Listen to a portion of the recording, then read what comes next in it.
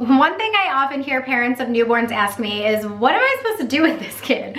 The first few months, you're gonna think that your baby's not really doing much, they're not really taking a whole lot in, and they actually sleep a lot.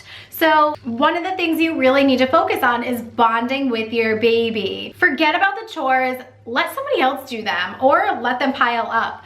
Those things can be caught up on, but do not miss out on these first few weeks and months of your baby's life because you feel like they're just not doing much. This is your opportunity to get face to face with your baby when they don't have a choice because they can't move. They can't wiggle away from you yet, so embrace that and get face to face with them and just look at their face, and they're going to be looking at your face, studying all of the things that they are going to recognize throughout their life, and eventually they're gonna call you mama.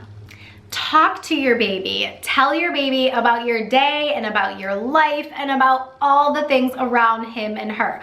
Go for a walk and say things like, do you hear that noise? That's the birds chirping. Do you feel that breeze? That's the wind. You can teach your baby all these things, and yeah, you're gonna feel like you're talking to yourself, but you're not. Your baby can hear you. These first few months are also a great time for skin-to-skin contact.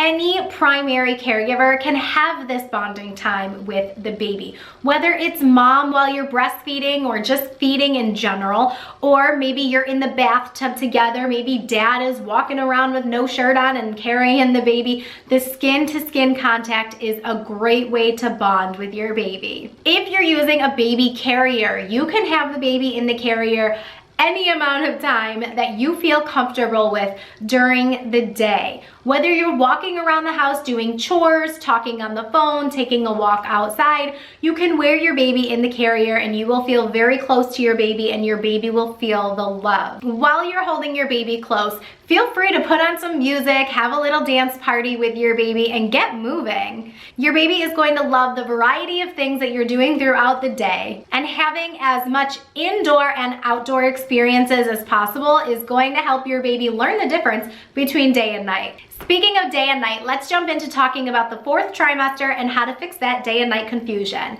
See you in the next video.